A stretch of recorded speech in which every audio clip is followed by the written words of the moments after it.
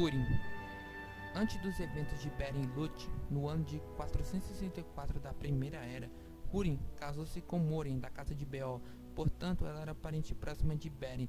Era alta e de cabelos escuros, e graças à luz de seu olhar e à beleza de seu rosto, os homens a chamavam de Elendil, bela como os elfos, porém era orgulhosa e de um temperamento severo. No final do ano nasceu Túrin, filho de Húrin e Morwen. Ele nasceu no ano em que Beren chegou a Dória e encontrou Lúthien Tinúvel pela primeira vez. No ano de 466 da Primeira Era, Morwen dá à luz a uma menina, e o nome dela é Uri, mas era chamada de Lailat, que significa riso. Huo, irmão de Húrin, casou-se com Rian, prima de Morwen.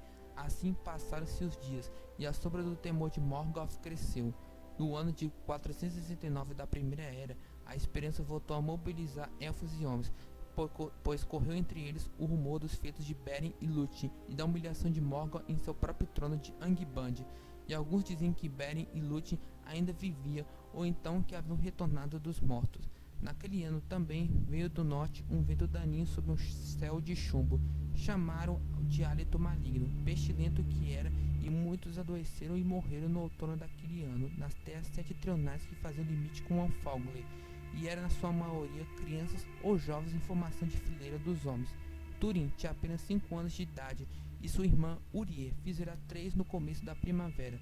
Túrin era menos amado do que sua irmã, tinha os cabelos escuros da mãe e prometia ser como ela também no temperamento, pois não era alegre e pouco falava, apesar de ter aprendido a falar cedo e sempre parecer mais velha do que na verdade era. Túrin tardava a esquecer as injustiças e a zombaria, mas sabia ser explosivo e o cólerico, pois o fogo do pai também ardia dentro dele. Por outro lado, estava sempre disposto à compaixão, e as dores e tristezas dos seres vivos podia levá-lo às lágrimas, e também nisso era como o pai, pois Mora era tão severa como os demais como consigo própria. Ele amava a mãe, pois o que ela dizia era fraco e sincero.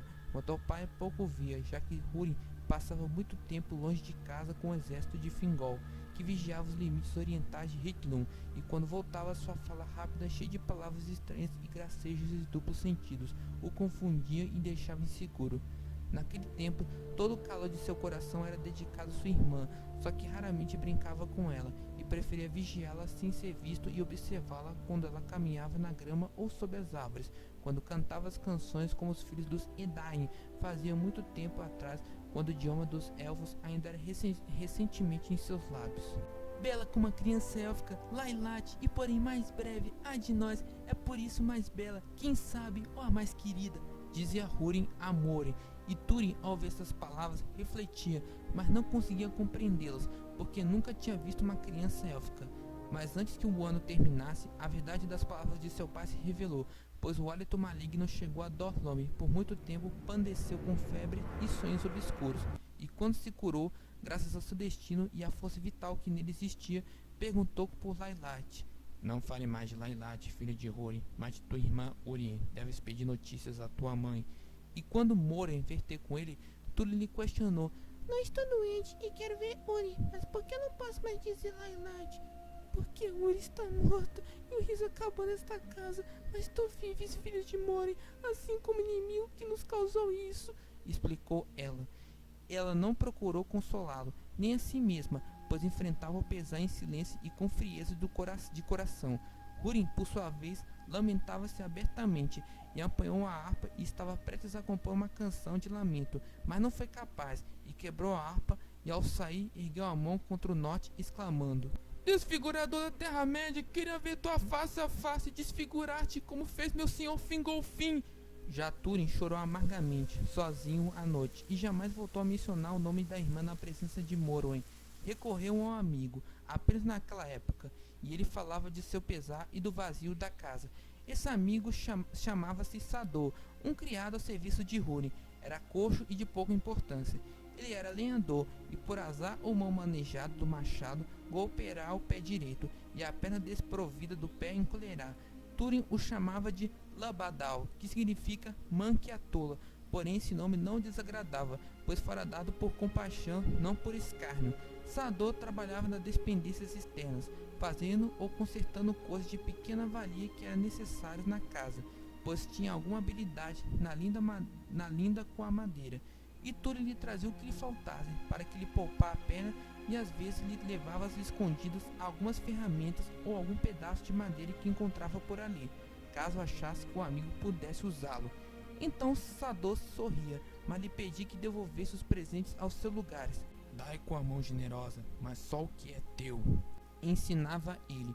Recompensava como podia a bondade do menino, e entalhava para ele figuras de animais e homens, mas Túrin deleitava-se mais com as narrativas de Sador, pois este fora jovem nos dias da Bragolash, e agora gostava de discorrer sobre seus breves de plenitude na idade adulta, antes da mutilação.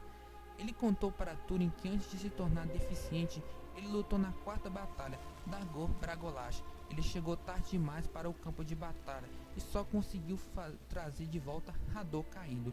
Ele foi então colocado em Etiociro. Ele estava lá quando Húrin assumiu o comando.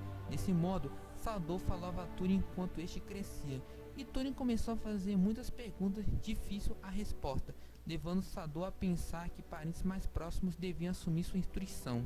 E certo dia, Túrin lhe perguntou: Ayla tinha amigo parecido com uma criança élfica, como disse meu pai, e o que quis dizer quando falou que era mais breve?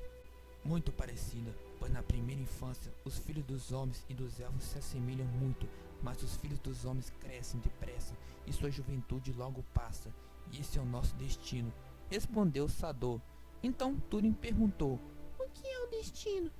Quanto ao destino dos homens, devem perguntar àqueles que são mais sábios que Labadal, mas como todos podem ver, logo nos cansamos e morrem. Infelizmente, muitos encontram a morte ainda antes, mas os elfos não se casam e nem morrem, a não ser por um grande ferimento.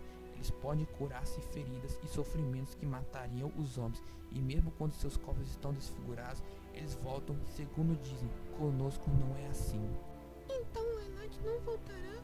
Para onde ela foi? Perguntou Túrin.